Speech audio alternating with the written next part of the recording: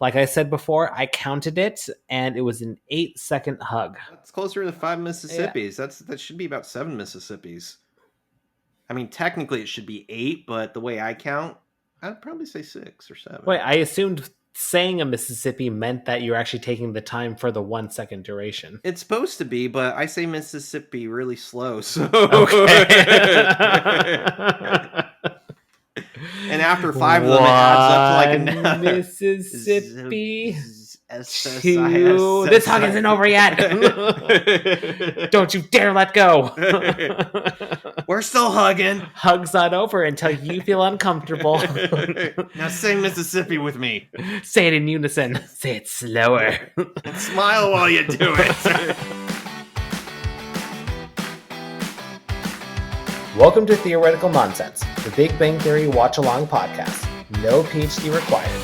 We're the podcast that recaps all the episodes of The Big Bang Theory. No spoilers. So hop into your favorite spot, make yourself a grasshopper, and enjoy the ride. Hello there, Ryan. Hello, Rob. How are you? I'm doing well. How about yourself? Amazing, because we just watched the season 2 finale, the Monopolar Expedition. Oh, yeah. For any new listeners out there, I'm Rob, and this is my co-host Ryan. We are Theoretical Nonsense, the podcast that reviews and deep dives facts from the Big Bang Theory, which we call IQ points. I've seen the series multiple times, but this is Ryan's first time watching, so we do our best to do no spoilers. And Ryan has also been told he's very similar to Sheldon, so we keep a point tally of how close Ryan is to Sheldon. Any update on that? Right now, we are standing at 66 points. Oh, wow. Something's wrong with this. 67 points. Me being not like him.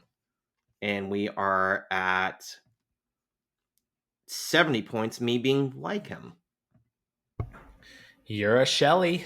I'm getting there. Yeah, I guess we'll see what happens at the end of this episode. Yeah. Make sure this math is right. I don't know. Okay, actually, I think I'm at 66 points not like him and 70 like him.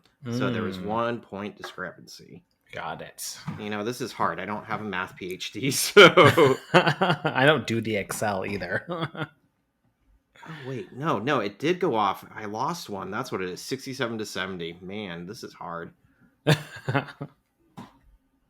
so weird. It moved down a cell. Okay, I can fix it. This is the final episode before we do our Season 2 recap, which we will be announcing the winner of our 5-star review giveaway. We are conducting a raffle amongst all of our 5-star reviewers and are giving away a $100 Amazon gift card. So if you give us a 5-star review on Apple, you could be entered in to win a $100 gift card. So this is your final chance from the time that this launches. And I guess it'll be a couple weeks. So the deadline for all entries is December 1st, 2023. And we will be announcing the winner on December 3rd. So there's still a chance. And shoot us an email because we don't want a Spartacus situation on our hand once we announce the winner. We just want to have everyone's contact information from the start. And also it helps to let us know, because if you're international, if you're not in America, the review system is actually a little different. We found out from fan of the show, Tim, that he's actually in England, in the UK, right? Yeah. He actually sent us a review, and his looks different than what we see. So if you're international, shoot us an email. Yeah, in UK we have like 5,000 reviews. No, we don't. Yeah, and we're going to need your email anyways, because that's how we're probably going to be sending you the gift card anyways, digitally. Mm-hmm. So, cool. Anything else to add? No, I think that covers it.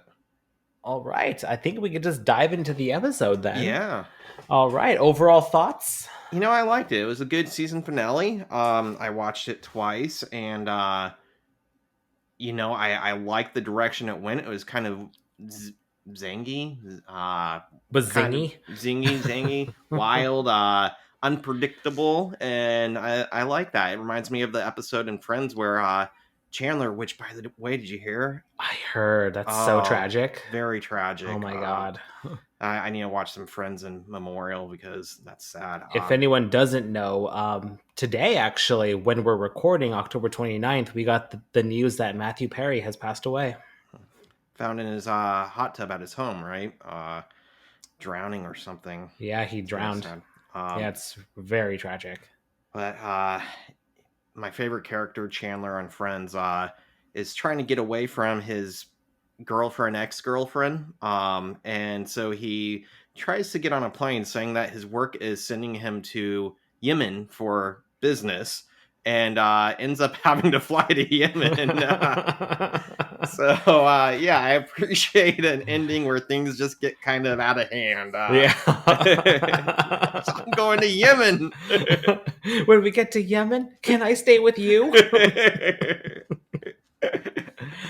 Yeah, I loved this episode. I thought it was a very strong ending. It was a very strong episode after a series of just okay episodes. Mhm. Honestly, I said the episode before this was terrible. I really just didn't like that one.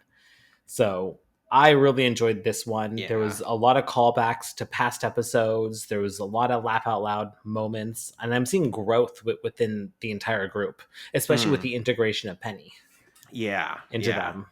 And she's growing too, I'd say. Yeah. She's changing, and we're seeing that. Yeah. And we get our first Bazinga. Bazinga. Our first 3, actually. I was going to say, is that going to be a catchphrase, or I guess you'll have to wait and see. I'm going to find out, but see how excited see how excited I am about this. Yeah, you can bet it's going to come back. Actually, surprise, Bazinga, it never comes back.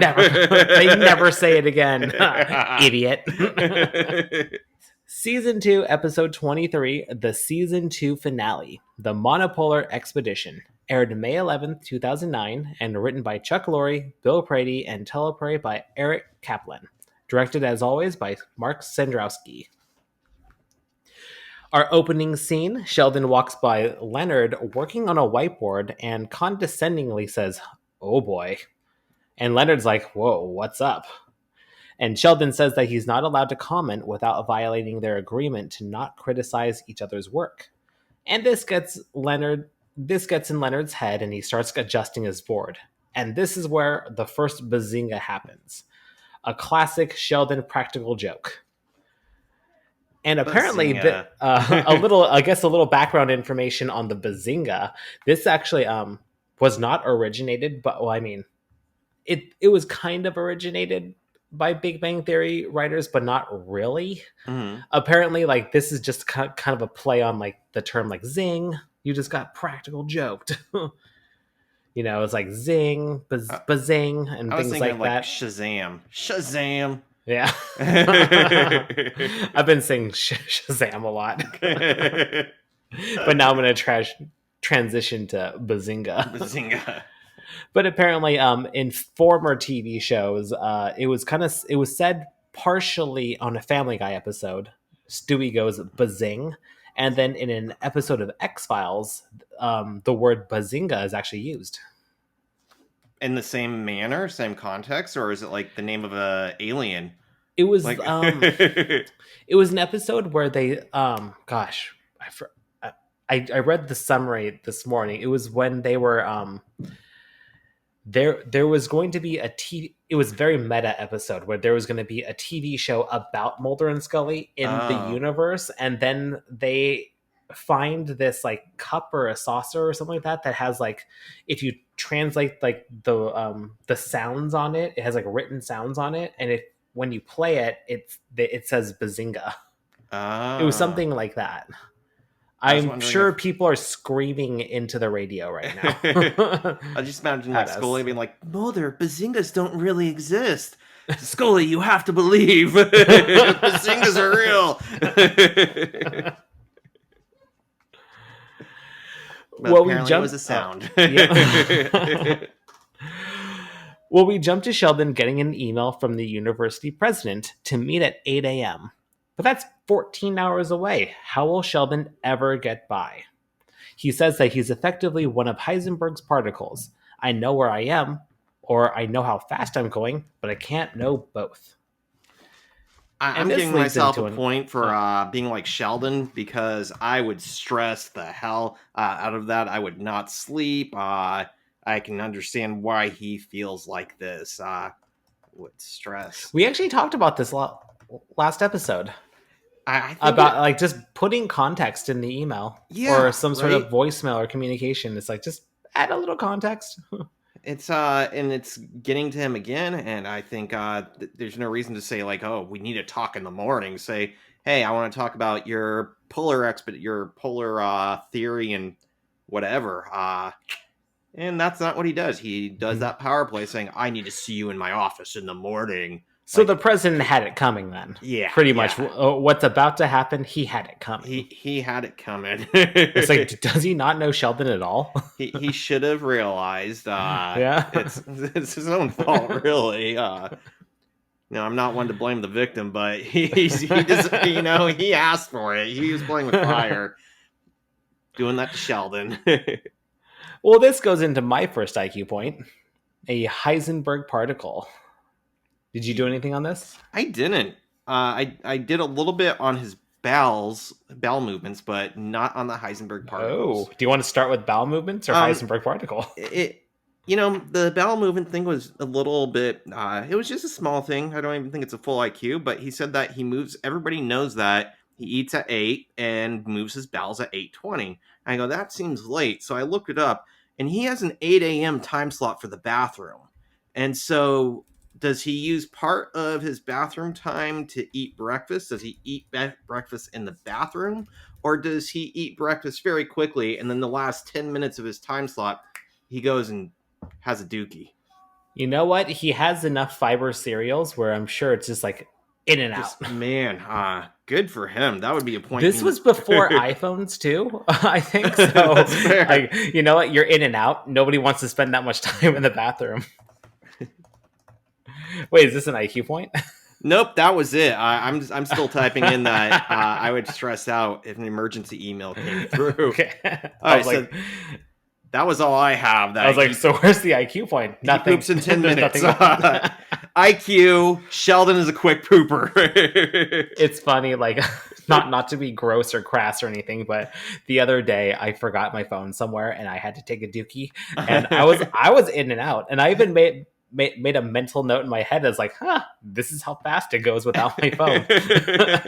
I don't like it. Yeah, this sucks. This is supposed to be me time right now. This is Rob time. This is me. Yeah, it's how I get away from the kid. It's like, all right, well, onward to the actual IQ points. What's a Heisenberg particle? So, this is the uncertainty principle created by Werner Heisenberg in 1927. And this is the same Heisenberg that Walt got his inspiration in Breaking Bad. So that's why he goes by the name Heisenberg. Another great show. Say my name. Well, in everyday life, calculating the speed and position of a moving object is relatively straightforward. We can measure a car traveling at 60 miles per hour or a tortoise crawling at half a mile per hour and simultaneously pinpoint where the objects are located. But in the quantum world of particles, making these calculations is not possible due to a fundamental mathematical relationship called the uncertainty principle. The uncertainty principle states that we cannot know both position and the speed of a particle, such as a photon or electron, with perfect accuracy. The more we nail down the particle position, the less we know about its speed and vice versa. It's a trade-off between two complementary variables, such as speed and position. So, take a roller coaster, for example. When a roller coaster car is at the peak of a hill, we could take a snapshot and know its location, but this does not tell us anything about its speed. However, when the car descends and is in motion, we can measure its speed over time, but are now less certain of its location. So we can never really know both variables. #science. Isn't this like going to a little bit of Schrodinger's cat and electron fields? The notion that we, until we pinpoint where they are, we have to assume they're everywhere. in the electron field, and with the Schrodinger's cats, the notion that if you have the cat in the box, you assume the cat's both dead and alive because you can't know until you take a snapshot and open up the box and actually see what's happening. So until that point, you just assume that it's both states at once, or all states in the field. So some cool stuff. Totally mind-boggling for people without PhDs like me, but interesting nonetheless. Yeah. Well, that's the Heisenberg particle. Heisenberg. It's much better IQ point than my pooping one. Yeah, well, debatable. Mine was kind of shitty. Ryan, how droll. How droll. Well, now we have our credits and jump into the next scene. We do a time jump outside of Leonard's room, and it's 2 a.m. Sheldon is perplexed why everyone is so concerned with the time. And I like Leonard, so sincere. He's like, what do you mean everyone? Well, apparently Sheldon decided to track down the university president's address because it was the only logical choice. Well, his phone number's unlisted. This president did it to himself. I stand by that. Yep, that's what you get. Yeah. Well, it turns out that Sheldon submitted a grant proposal to the National Science Foundation to detect slow-moving monopoles at the magnetic North Pole, and the space opened up. Well, he doesn't actually want to go, but this is an opportunity of a lifetime. If he could detect the slow-moving magnetic monopoles, he can be the one to confirm string theory. People will write books about him. Third graders will create macaroni art dioramas depicting scenes from his life, which sounds pretty awesome. You know, if you're going to make a macaroni diorama of something, I would want it to be of my face, so yeah. Did you do an IQ point on slow-moving monopoles? Oh, I did not. Oh, I tried to, but I had a little bit. So, according to Britannica.com and Atlas.com, CERM, which is the organization that has the particle accelerator in Europe, right? The big one that, the huge one. The CERN. Yeah, the CERN. I was saying CERN, but CERN is a much better way to say it. The CERN. So, according to these, a monopole is basically like a magnet, but if you could imagine a magnet cut in half, and so half of it's only the North Pole and half is only South Pole, no other directions. The problem is when we cut a magnet in half, you suddenly have two North Poles and two South Poles. And the notion is there's been no evidence of these existence. They theorize no evidence that they actually exist. So I don't know what he's going up there to study, because in reality, even to this day, we don't have evidence they exist. However, if we did find one, and most theorists just go ahead and assume they exist, because apparently things in nature just make a whole lot more sense if we can assume these exist somewhere.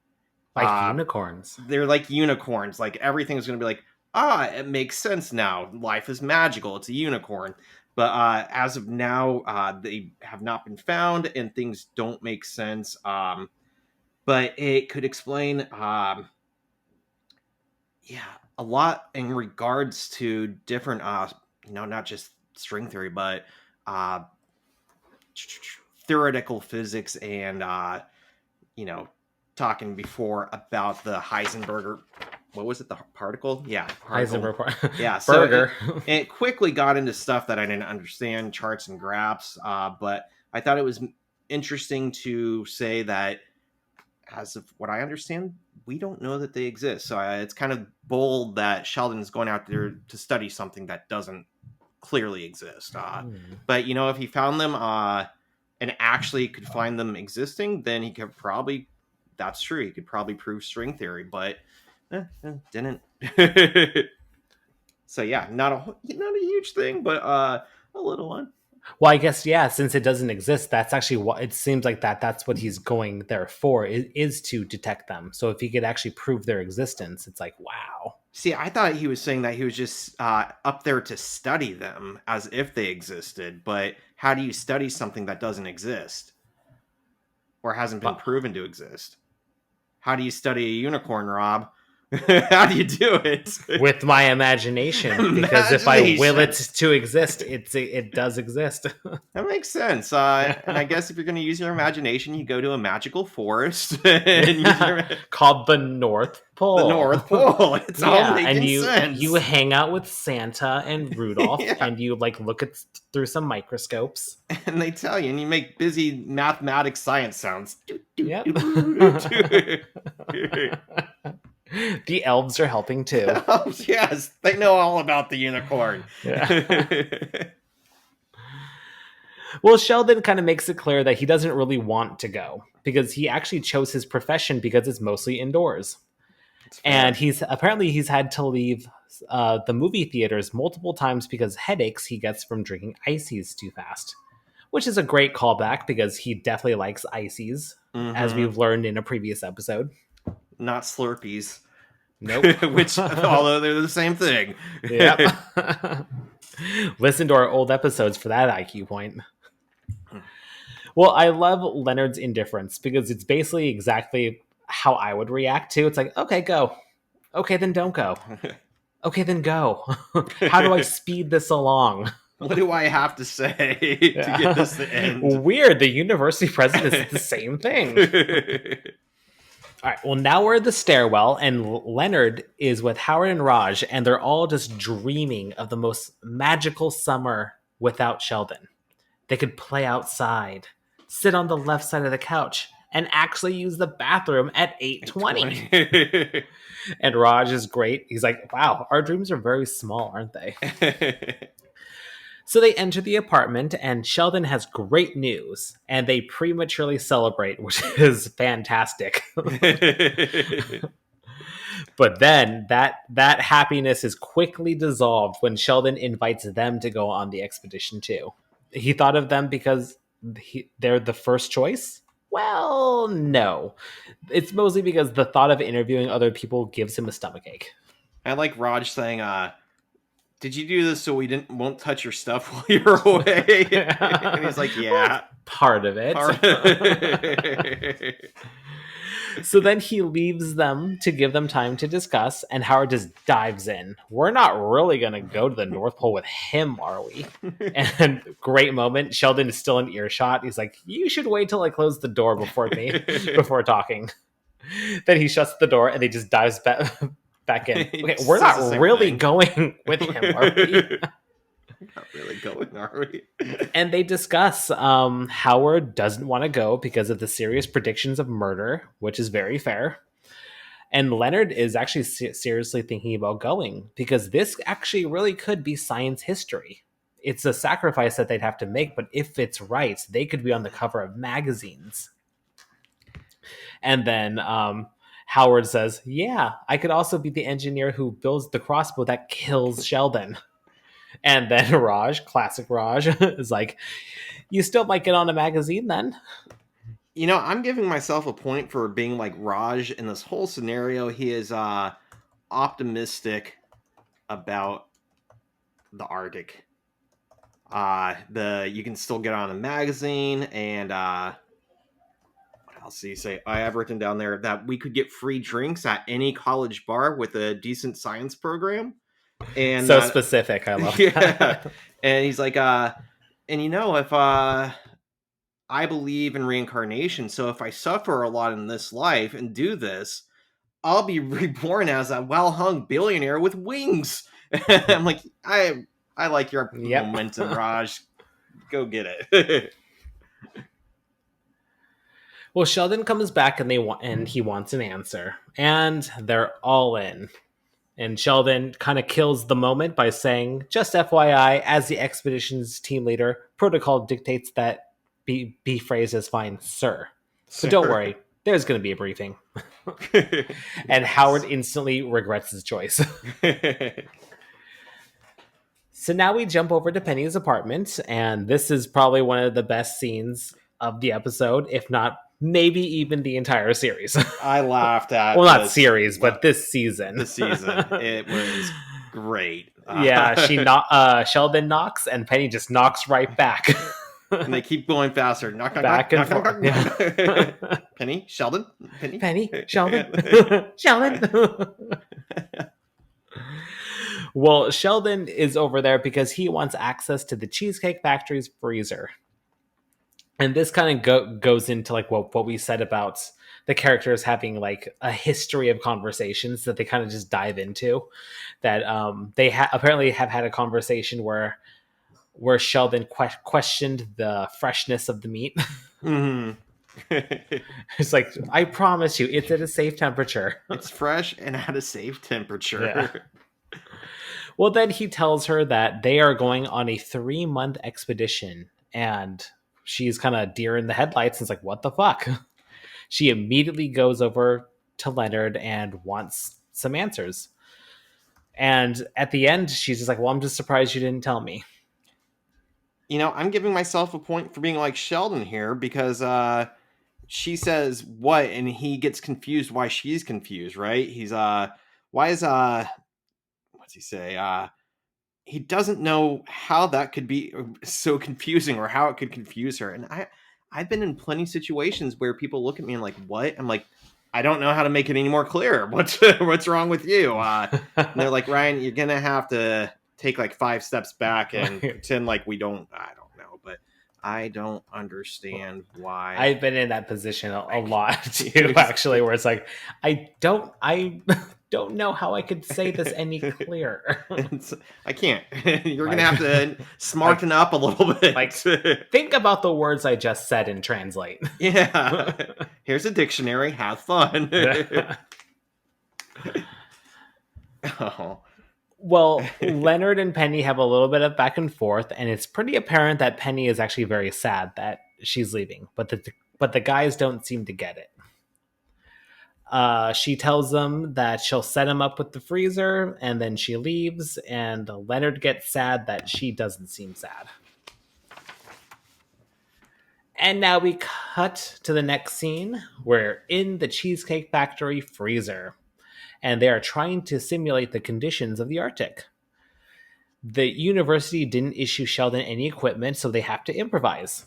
I love that. It's like, no, we're not issuing you equipment now. So why would we?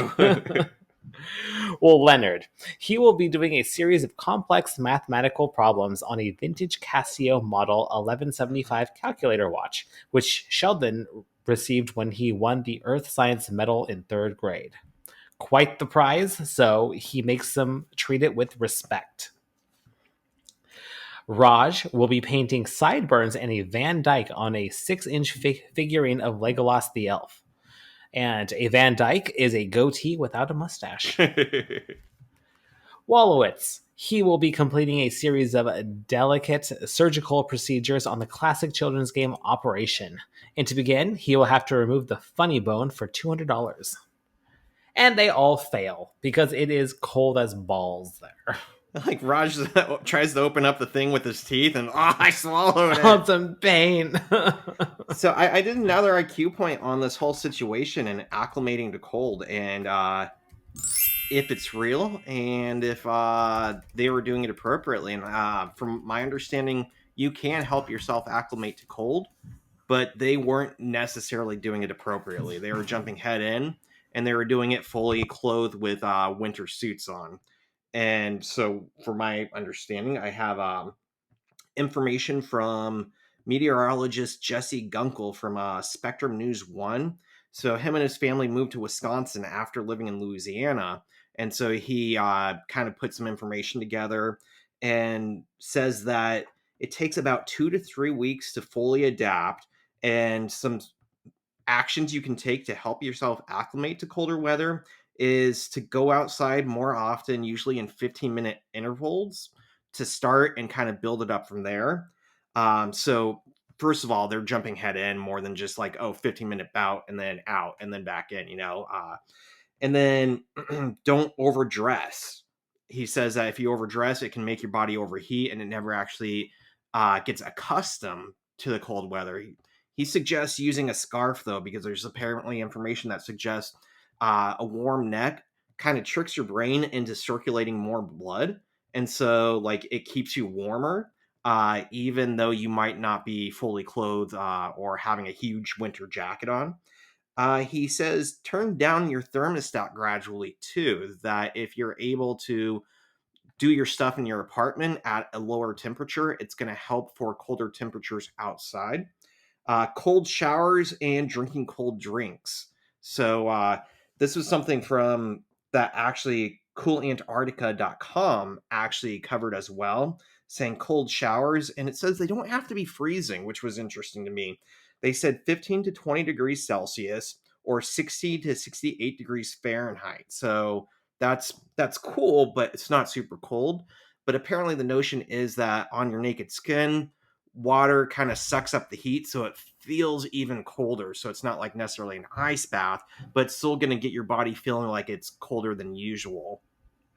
And then, of course, more exercise to help your metabolic rate and eating healthy.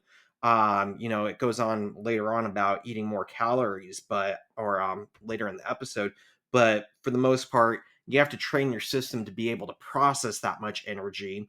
And there's kind of notes on all the sites I was looking at that you have to be careful because with that boosted metabolism that comes with being in colder weather, it could cause you to have a heart attack. That people jump into ice baths without thinking about it, and the shock causes like the heart to fail.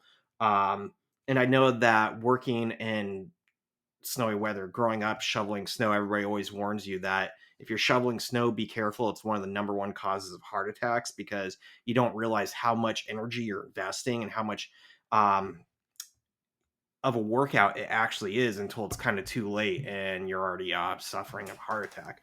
So again, it does suggest that you can acclimate. I don't think going in and expecting to do these fine motor skills was realistic, and especially in the wardrobe, that they would probably be better off taking colder showers, drinking more colder drinks, and turning their thermostat down to 60 or something, 60, 65. And that's what I had for Interesting. that Yeah, IQ. that actually does coincide with later on in the episode how you were saying about the calories and everything like that. I have some information on that too later, because I was curious. I didn't believe that one at first. Dumb me. I kind of knew it was a thing because I was talking to Abe about this like Mhm. long ago. Abe, friend of the show, is an ice climber. So he actually has some information on that he shared with me to relay to everyone. Mm, So we will get into that. it's coming up. Yep. Well, back to the episode. They all fail at their tasks. And then they make a great Star Wars reference about Han and Luke on Hoth. And then Howard decides that he wants to slice Sheldon open like a tauntaun. Hold him down. I'll slice him open. And then Leonard, being the real brains of the operation, suggests that they build the equipment inside the hut and then take it outside. And now we cut to the next scene where they're warming up, apparently, with some cocoa and butter in it. And Sheldon, being very considerate, gave Leonard a I can't believe it's not I can't believe it's not butter stick. So this kind of goes into like what we were just talking about. So we could dive right into the next IQ point about the needed calories when it's cold. So Sheldon says that in the frigid temperatures of the Arctic, they need to consume at least 5,000 calories a day just to maintain body weight. So I kind of knew something about this before because I remember talking to Abe like long ago, and he would tell me that climbers, that Mount Everest climbers would actually pack olive oil, and they would just sip on the olive oil just because they needed those extra calories Mhm. because of the cold weather. And that's where this IQ point kind of started. I tried to validate that information, but I could not find anyone documenting that Everest climbers drink olive oil. So either they don't do it or the ones that do just don't talk about it. What happens on Everest stays on Stays in Everest. Everest. Well, did you want to take this you one? know, you go ahead, start it off, and then I'll see Yeah. if I have anything I can add to it. Okay. Well, I found all this information on livestrong.com, encounter.com, and unionkitchen.com. So, yes, You do burn more calories in colder temperatures. Depending on how cold your body gets, energy expenditure can increase up to 48%. So, when you're cold, your body has two main ways to produce heat: shivering and non shivering thermogenesis. Non shivering heat generation typically occurs before shivering starts. This is believed to be due to the activation of brown adipose tissue. This brown fat we have burns calories in order to produce heat. Sorry if you can hear that. It's my kid. It's not a Producing ghost. heat. It's not a ghost baby. Sure, you're sure. you're not hearing things. It's a real live baby upstairs, and he's living his best life upstairs with mom. She doesn't exist either. Shh. Well, when you actually start to shiver, that's where the real calories start to burn. When you shiver, muscles contract and loosen in quick succession to raise the body's core temperature. In doing so, brown fat tissues are activated and the calorie burning process begins. Shivering also triggers the production of a hormone known as irisin, the same hormone produced by exercise, according to a cell metabolism study in 2014. In this study, participants who rested under cooling blankets experienced a 48% increase in energy expenditure, meaning calories burned. And those who were cold enough to shiver experienced an 88% increase in muscle activity. So scientists stationed at labs in Antarctica, which is, I understand, is the opposite end of the globe, but this was the only information that I found. It's very similar in cold temperatures. Similar right? enough. They actually do need to consume 3,200 to 5,000 calories a day. And their diet consists of vegetables, meats, fish, porridge, muesli, chocolate, jam, milk, and drinking chocolates. So it is kind of on course that Sheldon gave him hot cocoa with a little bit of stick of butter in there. Granted, they didn't say that they had a stick of butter in it. And then I found there was another expedition there was another team of polar explorers that walk across ice caps. And when they do, they're working so hard that they actually need 8,000 calories a day. I found that too, that walking on the ice and moving with all the weight on you, that even more, it's like 8,000 calories. Holy shit. Yeah. And then I hit up Abe because he's an ice climber. He hasn't done Everest or anything, but he's done like Mount Rainier on multiple trips or multiple day trips. So he'll like actually climb the ice, build camp in the ice and the snow and everything like that, and just carry on the next day and everything like that. So I asked him what he likes to bring for the added calories. And he says that he likes to pick calorie dense foods that won't go bad if packed for a few days. So some foods includes dates, Asian baos, cheese, salami, and pizza. And then he also supplements with energy gels. And that's what he does. So if you're going ice climbing or ice camping, that's what you should do.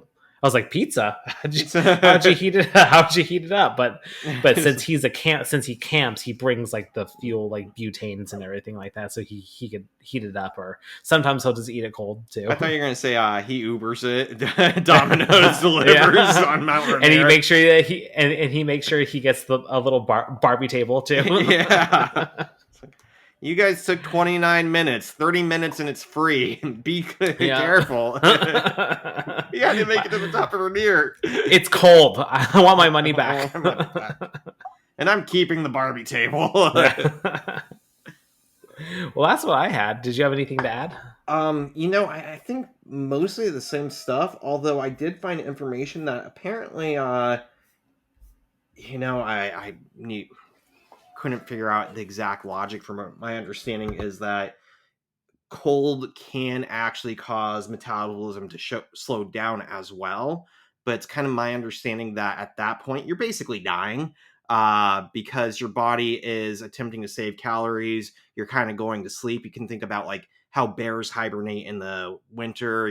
Frogs in the winter also kind of like go to sleep, right? And they start using fewer calories, and their temperature regulates to a cooler condition as opposed to trying to keep up the heat. So yeah, my understanding is that it could, but chances are your body's kind of throwing in the towel at that point. So if anybody knows more about that, I'm curious for an explanation.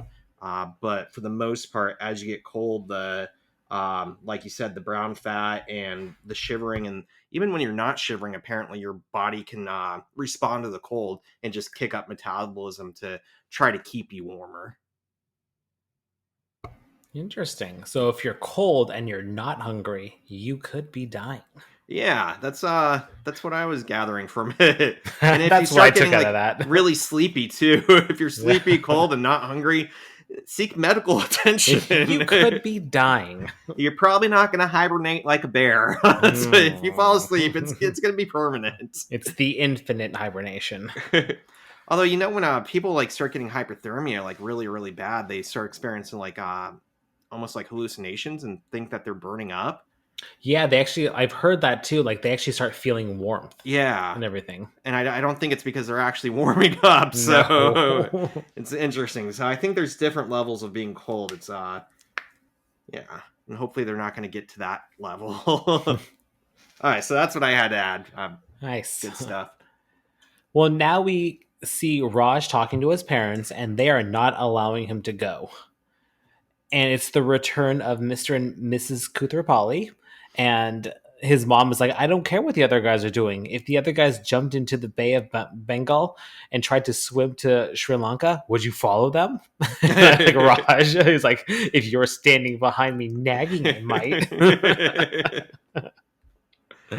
Well, Howard tries to help out by calling his mom and having Mrs. Wolowitz talk to Raj's parents. But apparently they had a big miscommunication because Mrs. Wolowitz was under the impression Howard was going to Arkansas, not the Arctic. You're going to Arkansas. Well, now Penny comes in and she wants to talk to Leonard. And she got him a going away present. A snuggie, a blanket with sleeves. This should still be a popular thing. Like this really isn't around anymore. If for anyone that doesn't know, these are real things, and I had one, and they were crazy warm, like so warm. We have a mutual friend who's Taylor that apparently one Christmas he had a white elephant given to him at like some sort of Christmas party, and what he got was a rainbow bright snuggie. And I was in awe of how amazing it was. It's rainbow bright, big and full, colorful. And he just wraps it up and lounges all day. So is that the hot gift and then everyone tried to steal it? I don't know if I think somebody else gave a fish, and I think people were trying to steal the fish. It was like a beta. Oh my god, somebody gave a live fish. A live fish. I would not want that. Which I remember at one point ended up in a garbage disposal, and I had to pull it out, and it lived. The garbage disposal wasn't on, but it it got flipped. Poured in? Oh, yeah, they were trying to clean the tank, and it slipped out of their grasp or something when they were moving it. that same night? No, it was later. Oh, okay. Okay, I was like, oh my god. What a night. What a party. Well, she hugs him and lingers. And then she says bye, leaving Leonard confused. And as we find out later, about 5 Mississippis worth of lingering. I actually timed it. Did you? What'd you get? It was 8 seconds. 8 seconds. But we will be talking about that later. We'll save that IQ point later. Well, Leonard re-enters the apartment, and the parents are still arguing, but somehow the conversation got moved into whether or not there are Outback Steakhouses in India. I did an IQ point on this. Me too! Did you? Do you want to take this one? I'll take this one. So from what I understand, there are not any Outbacks in India. I looked up the International Outback list, and we have them in Australia, the Bahamas, Brazil, Canada, China, Costa Rica, Dominican Republic, Ecuador, Guam, Hong Kong, Indonesia, Japan, Korea, Kingdom of Saudi Arabia, Malaysia, Mexico, Philippines, Qatar, Singapore, and Thailand. And from what I understand, like apparently if they had them in China on the west side, they would probably be pretty close to India.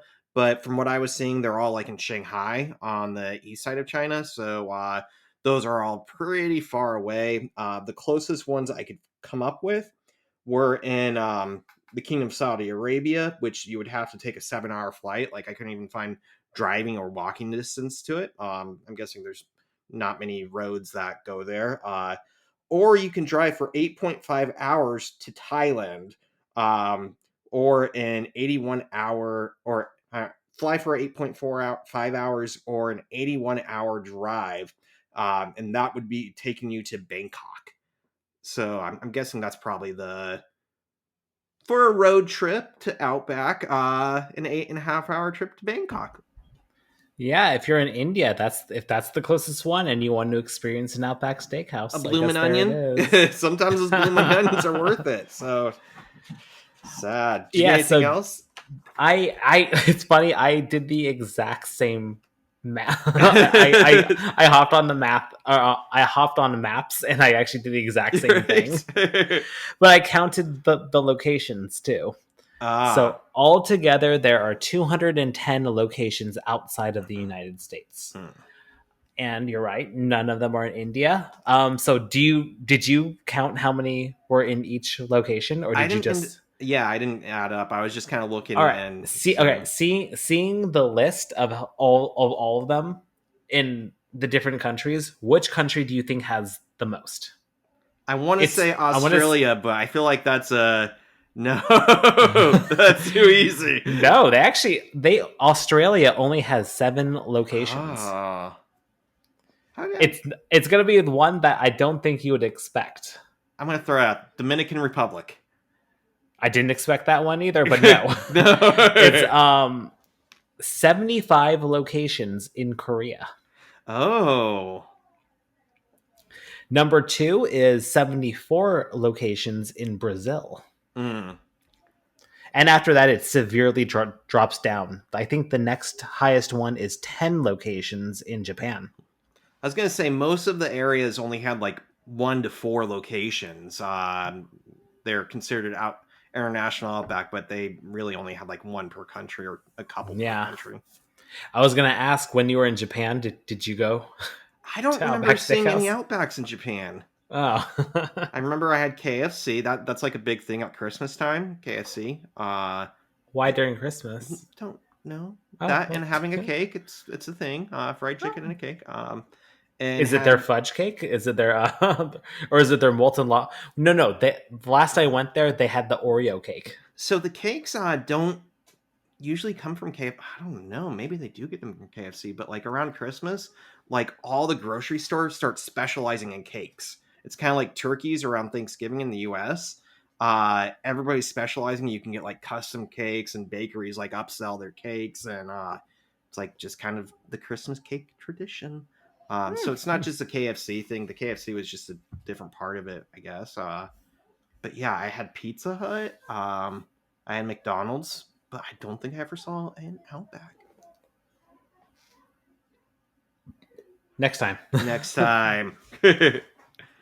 I'm here in Japan to go to Outback. Why? I hate myself. I have nothing to live for. Give me my bloomin' onion.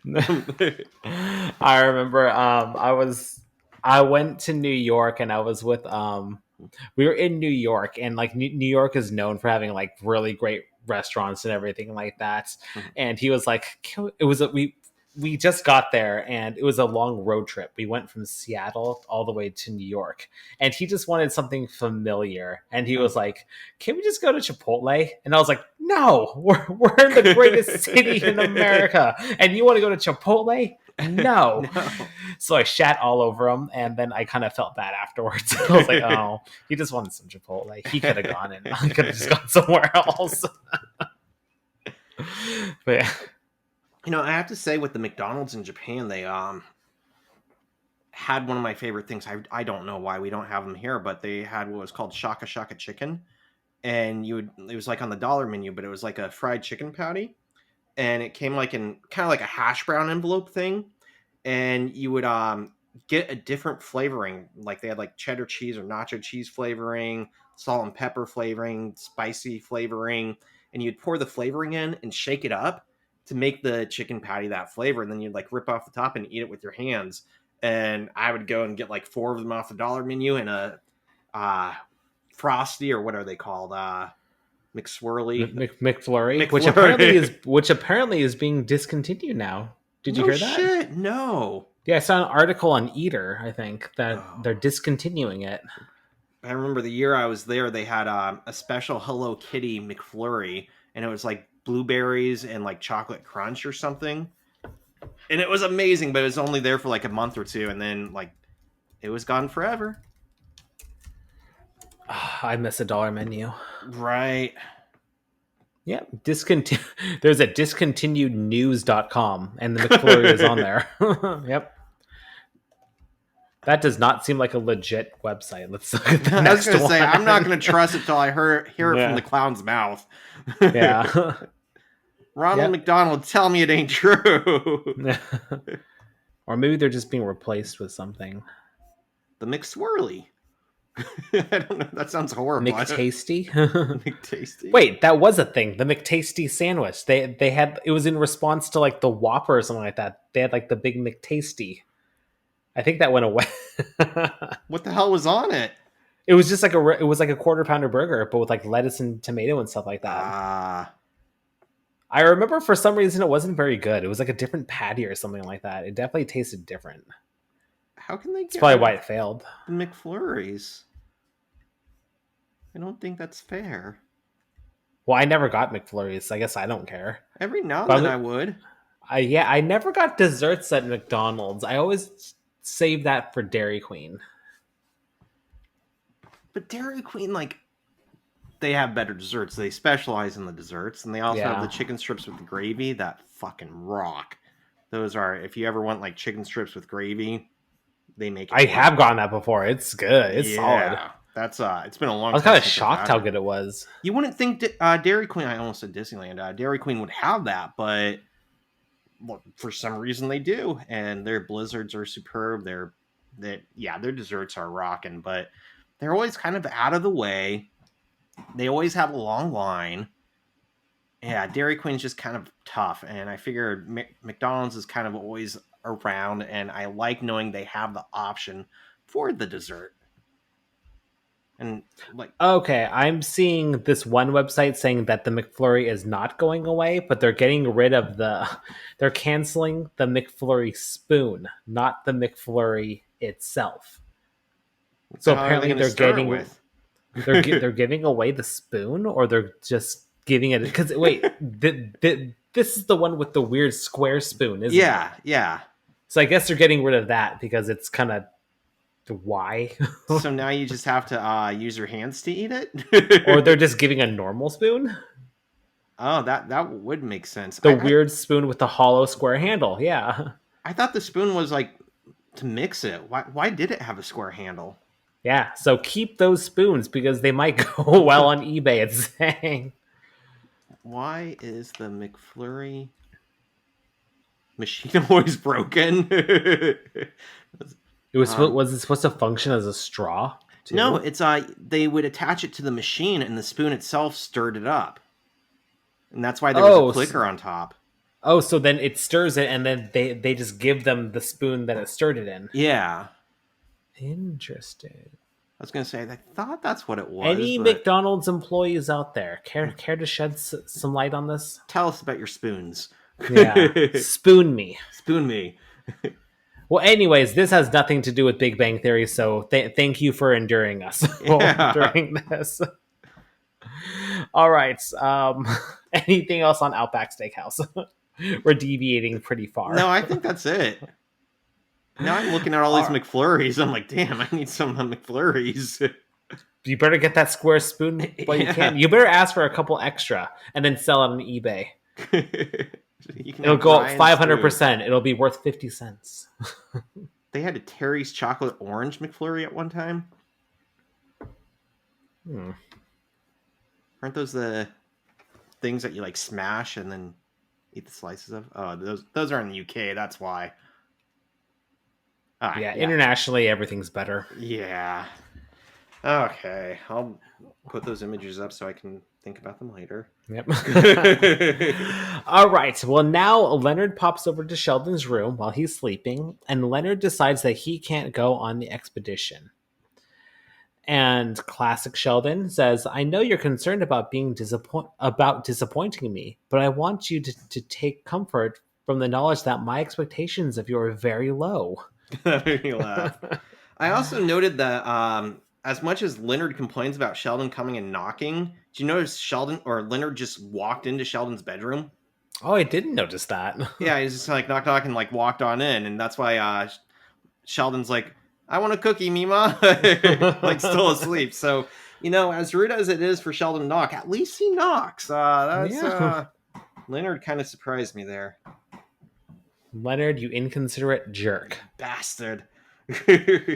Well, Leonard explains his interaction with Penny and the Snuggie, and they have a bit of a back and forth on whether he should go or not. And Leonard tells Sheldon of his concerns with Penny moving on without him.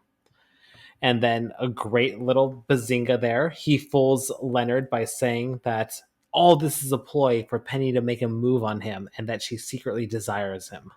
Huh, not. Bazinga! Even in my sleepy state, I could still pull out one of my classic practical jokes.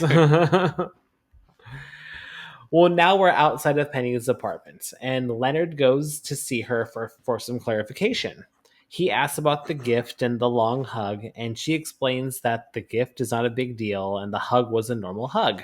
I'm getting a point for being like Penny here, because she claims that the Snuggie was a product of wine, late night TV, and the credit cards being a bad combo.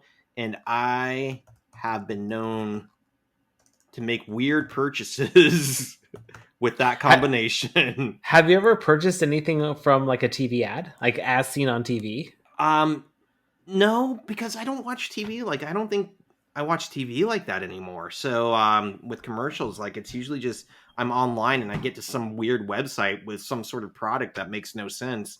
Back rollers, back massagers, random stuff. But I think that's kind of the new as seen on TV thing. It's just random websites advertising, and man, they get me. They've never gotten me, at least not yet. But I do drink an Amazon way too often now. But there have been moments in my life where I'm like, an as seen on TV product, I'm like, boy, if I had money. My big thing is having like one of those big massage chairs that like leans back and like does full body massages. Oh yeah. My in-laws have one. It doesn't like recline back, but every time we go over there, it's like we always hit that up. It's so nice.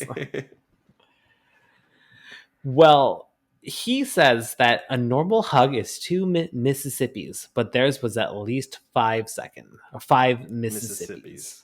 And like I said before, I counted it, and it was an 8-second hug.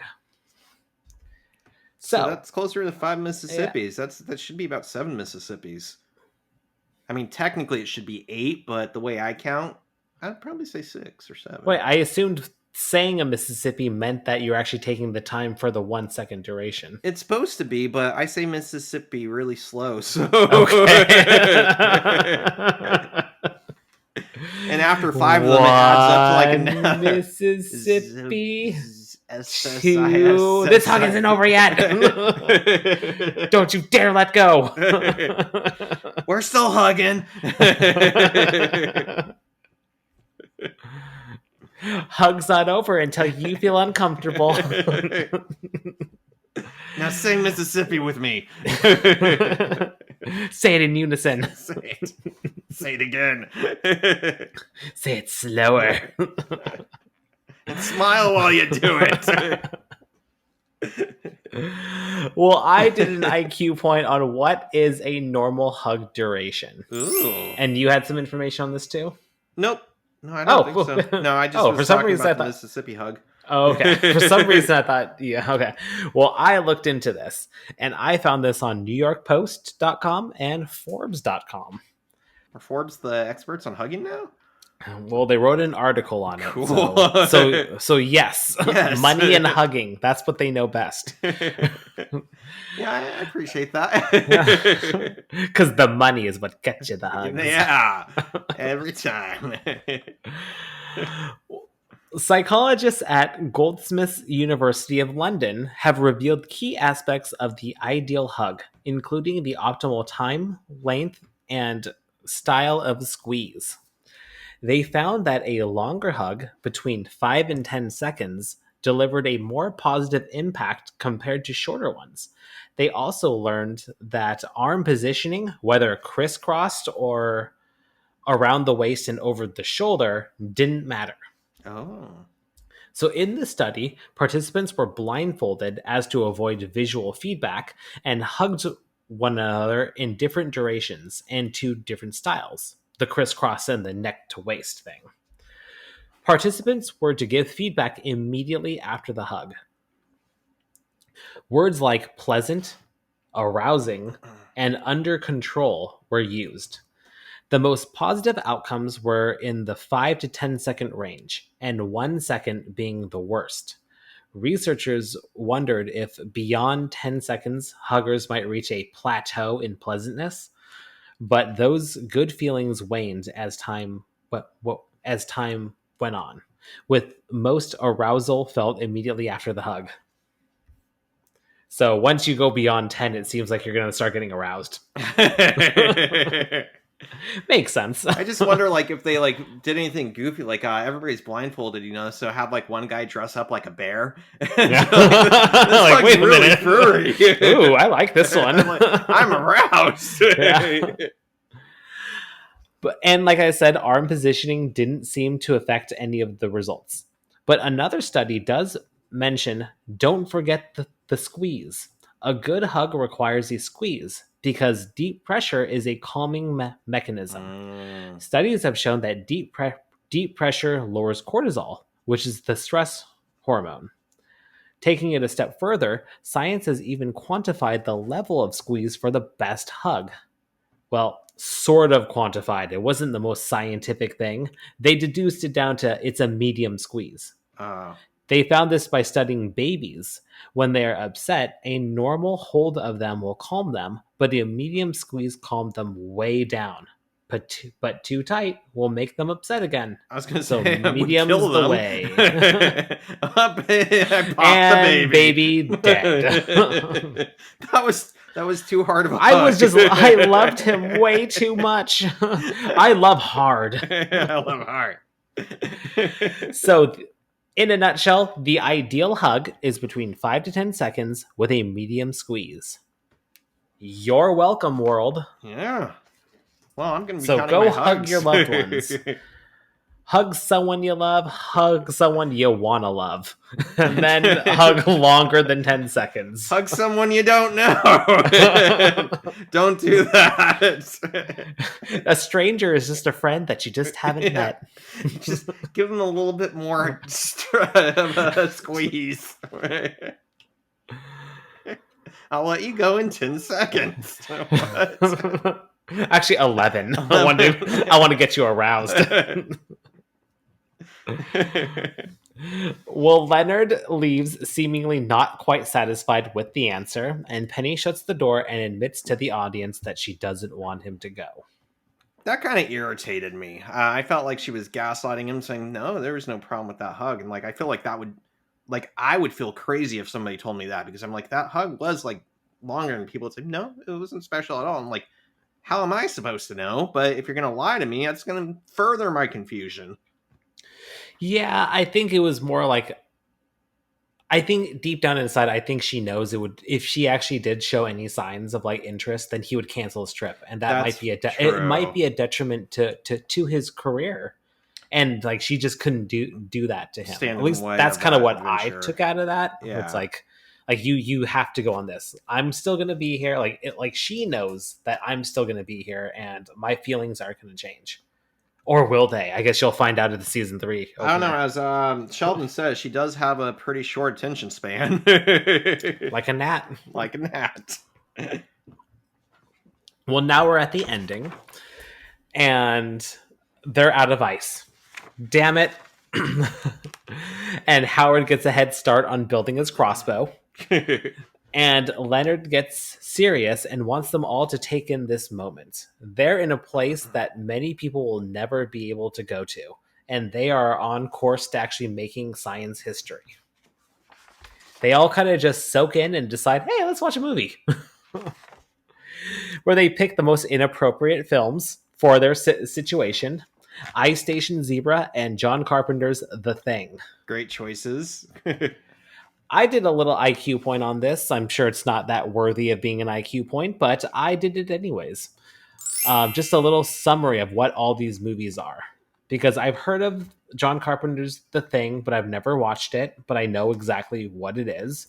And I've never heard of Ice Station Zebra. I've seen Ice Station Zebra a long time ago, but I have watched The Thing on several occasions.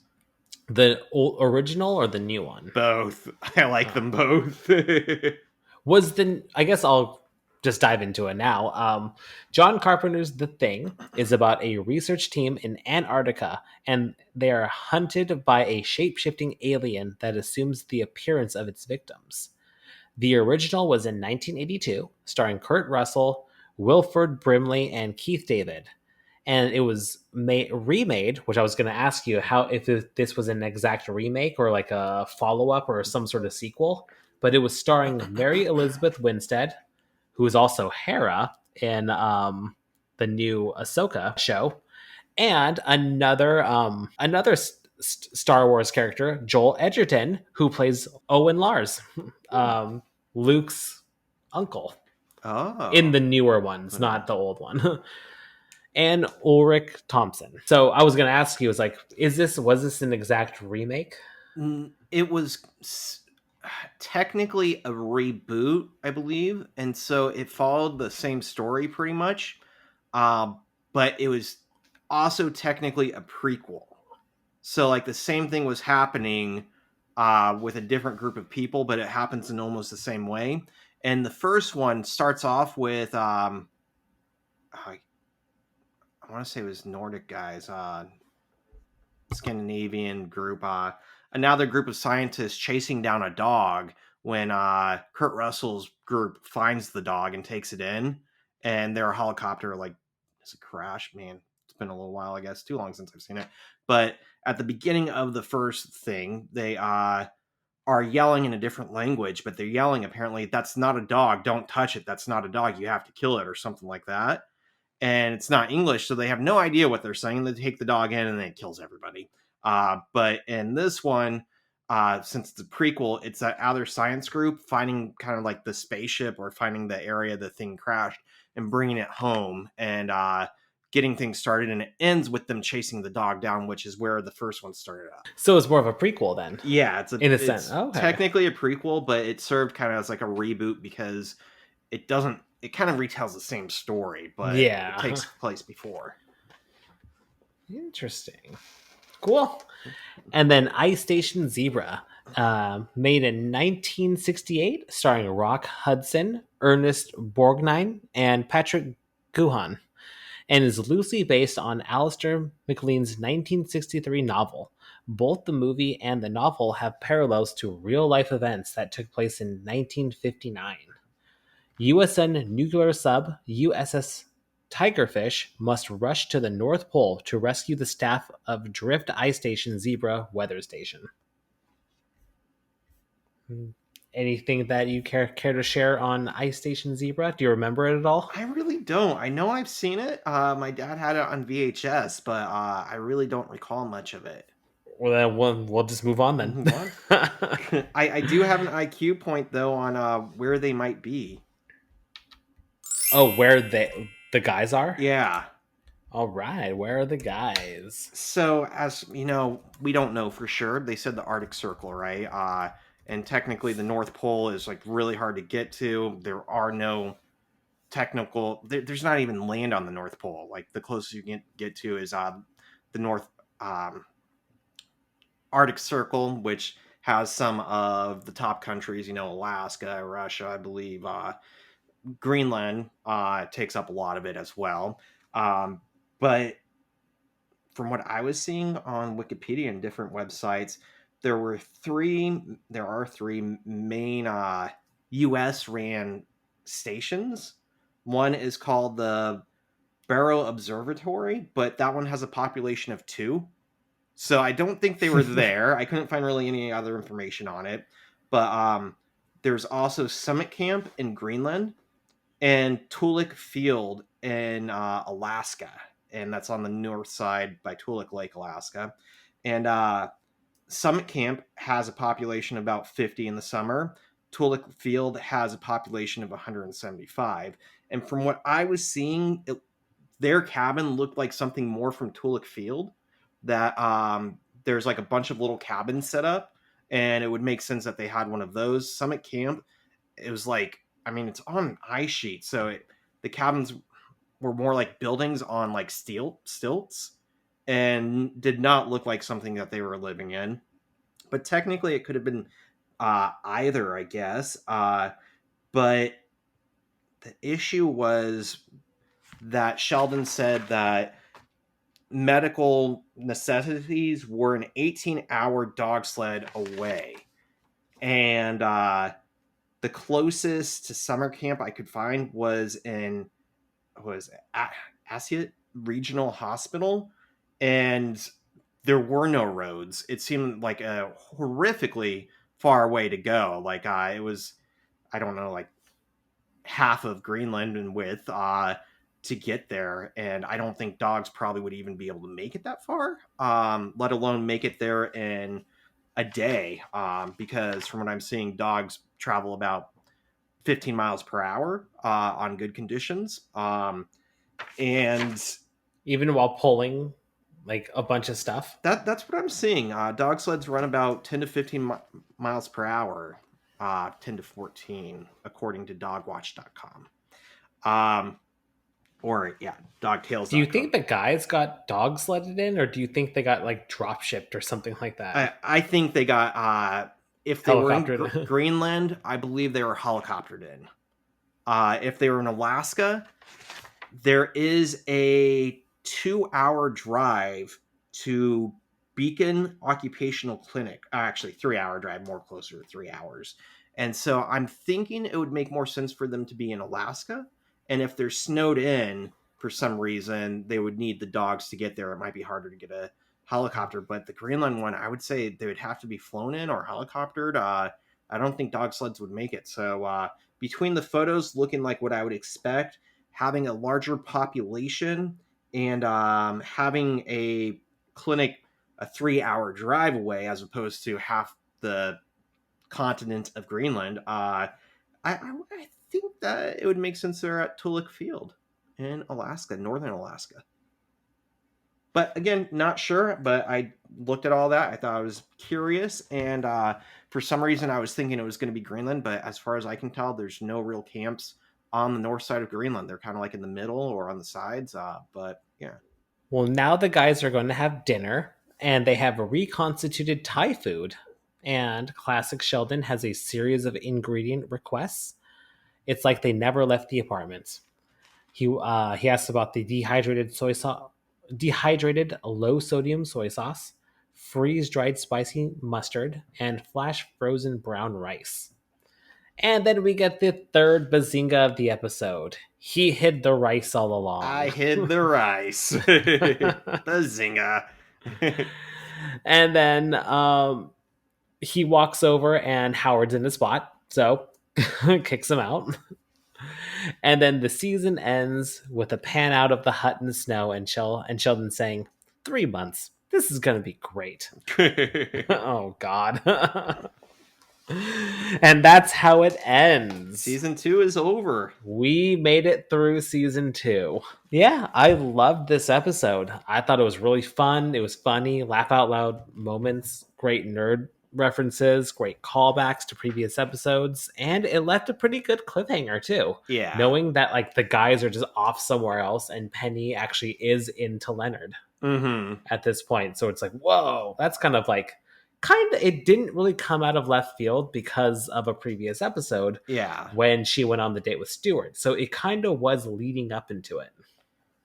And yeah, I like that too. And it's kind of that romance that you're looking for going to the summer. And I'm hoping that the next season doesn't just pick it up and they get into a fight or something before they even get anywhere. That's how it always seemed to happen with Ross and Rachel, right? Where you would be like, oh, they're going to get together, and then they have some stupid fight. And so I'm hoping that doesn't happen. Well, But that is what happened at the season 2 first episode. They went on the date, they started dating for like a hot second, and then he screwed it up. He And screwed it that up. was it. It was like, really? That's it? What happened? Yeah, but she's still thinking about him. She did say that, and I do like you mentioned, that she didn't want to get in the way of his opportunity. And 3 months really isn't that long. No. So I think it's funny that corresponds with summer break, exactly Yeah. with the show taking a break. But at the same time, guess she couldn't say it without threatening him not going or him not going. But somebody lying about Mississippi's, that there's like, it was 2 Mississippis. No, it was 5. Like, be honest. But anyways, I did like that. I like the cliffhanger. And like you said, the previous couple episodes were a little shortcoming. Wasn't my favorite episode. I need to look back because there were a couple that stand up. Episodes that just really reach out for different reasons, but a solid entry nonetheless. I was happy the way it wrapped up. Yep. Well, it's a perfect opportunity for you to go through every episode because next episode, Ryan and I are going to be doing a season 2 recap. We're going to kind of just summarize season 2. We're going to go over the superlatives, our favorite episodes, our least favorite episodes, favorite guest actor, favorite story arc, where we think the episode, where we think this series is going. Not fair that I know everything, but it'll be good to see. Man, Rob, your guesses are right on. Oh my god, how did you even predict this? Wow. I don't know, but I'm going to go play the lottery now. But then, like we were saying before, this is Ryan's first time watching, so he should have some like really interesting predictions. Anything else to add? I think that's it for season 2. Yep, that's season 2. Onward to greater things. Yeah. Please remember to leave us a review on Apple and be entered in to win a $100 gift card to Amazon. Subscribe to us on YouTube. Find us on Instagram at Theoretical Nonsense Pod, and shoot us an email at theoreticalnonsencepod@gmail.com. Thanks for listening. We'll see you next time when we talk season 2 recap. Thanks for listening. See you later.